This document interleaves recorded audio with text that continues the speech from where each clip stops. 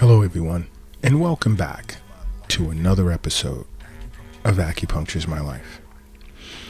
Now, today's episode should be quite interesting to many women out there. And I decided it's a topic I should look to or get into discussing because many individuals are unaware as to how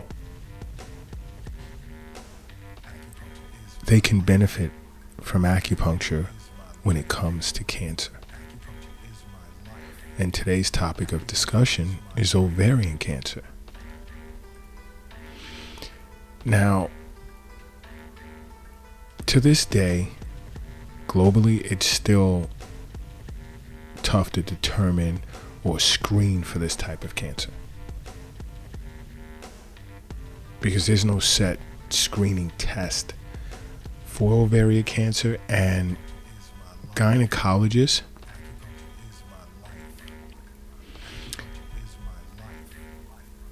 term or see ovarian cancer as the deadliest form of gynecological cancers. Now, many individuals are unaware of its symptoms. So I decided to discuss it in the podcast. And to really just lead off with this, first understand what an ovarian cyst is. Because your ovarian cysts are usually harmless. And I explain this to some people, and this isn't even a patient thing. I mean, there are individuals who just general question of, hey doc, in an email chat session with the Acupuncture is My Life app, I have ovarian cysts. First of all, they're usually harmless. They're sacs that are filled with clear liquid, and they form in the ovaries every month. And there are some young ladies who are unaware of that. And although they form in the ovaries every month, they're on rare cases are they malignant. And they're pretty common. Ovarian cysts are pretty common, and they form during a woman's menstrual cycle. And they form a lot during premenopausal or reproductive years, and they usually resolve on their own. So this is a natural reality, and for that to happen consistently without problems is why I recommend you see your acupuncturist on a regular basis. Okay? Because with yin and yang remaining in balance, steady flow and harmonization or harmony between qi and blood, the body self-regulates. Which is why I continue to say, along with annual visits to your physician, establish regular wellness visits with your acupuncturist. Now, when it comes to ovarian cysts, the more severe cases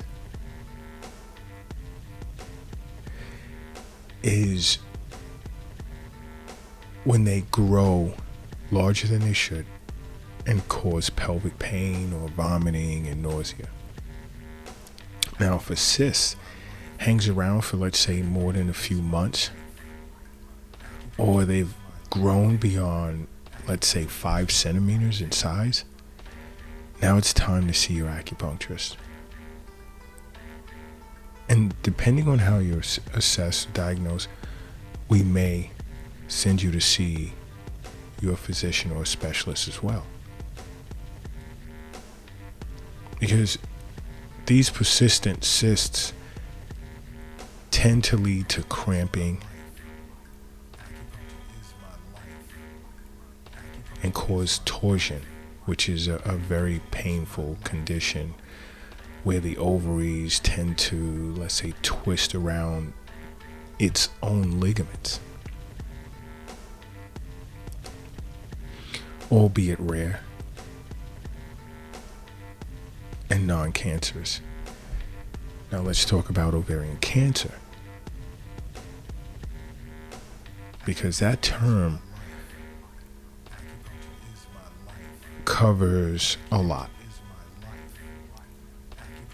Because you have many cancers that are linked to the ovaries.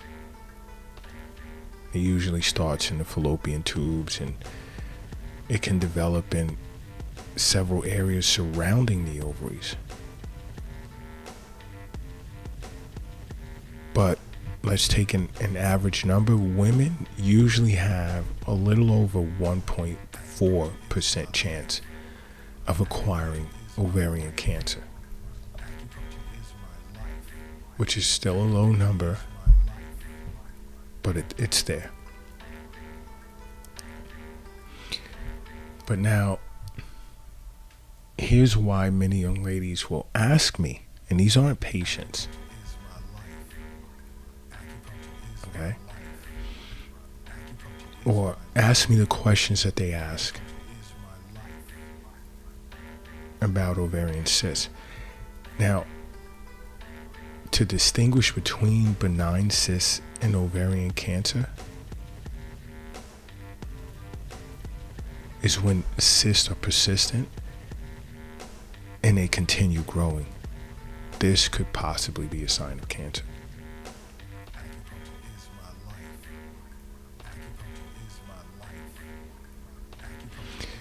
So, and women are at a higher risk in late menopause, or if they're experiencing endometriosis and infertility, they're obese, and there are other lifestyle factors and environmental concerns as well, okay?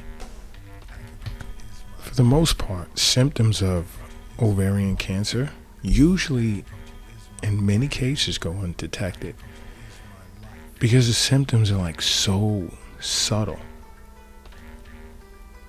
like bloating that won't go away. When you eat, you're satiated, you're satisfied sooner than normal. You can experience, let's say, pelvic pain or pelvic fullness. There can be subtle changes in your gastrointestinal tract, irregular bleeding, which to some women, these can present as common symptoms. Now, the more severe symptoms usually don't happen until a cyst is like really, really large. And it begins to like apply pressure on other organs in the abdomen. And also, ovarian cancer can spread to other organs as well.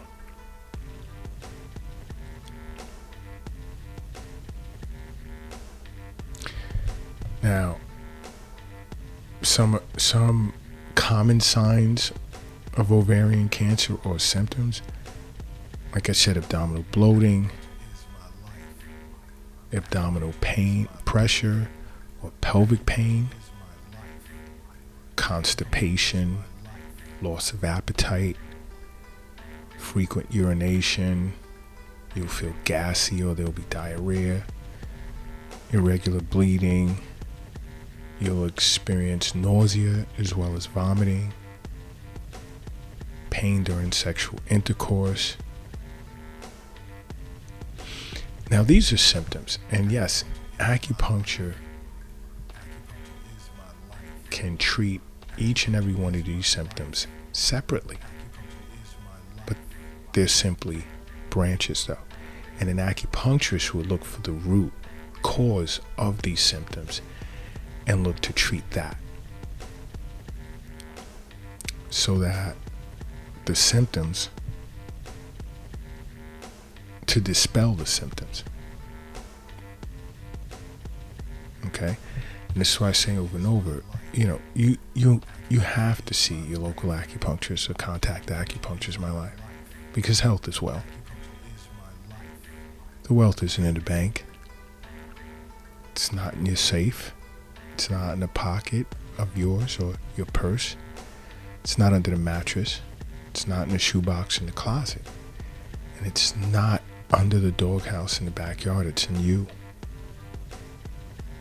See your local acupuncturist for regular wellness visits, because they would detect this very early.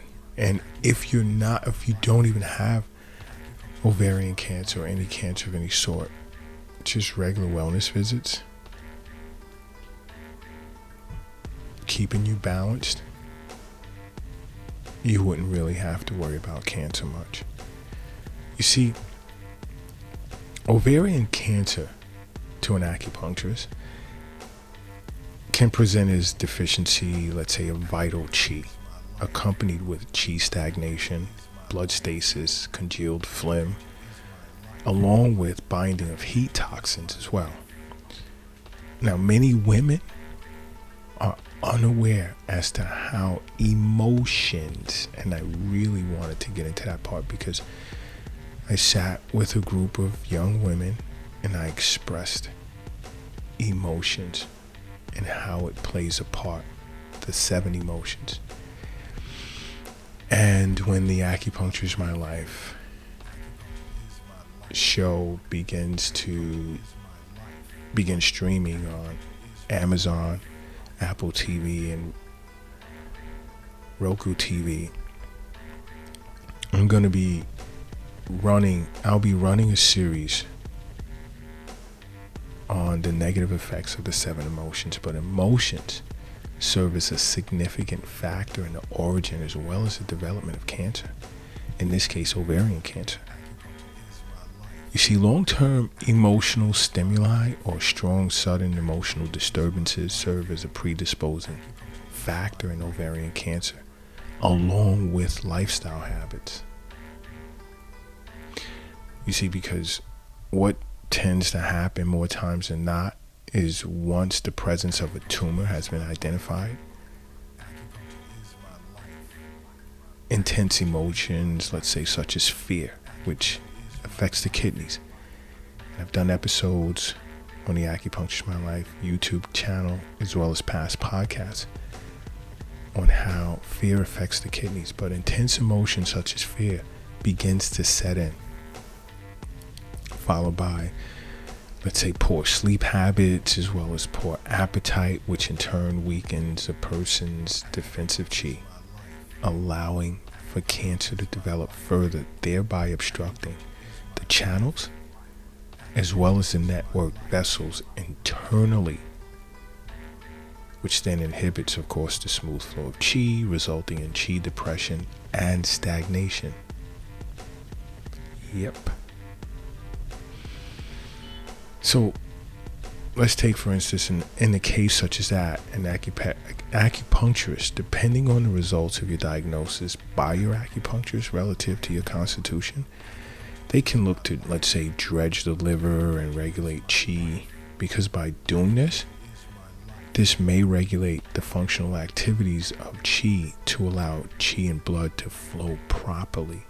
Because when qi and blood are harmonized, it's much easier to dispel pathogenic factors in order to help the body fight against cancer.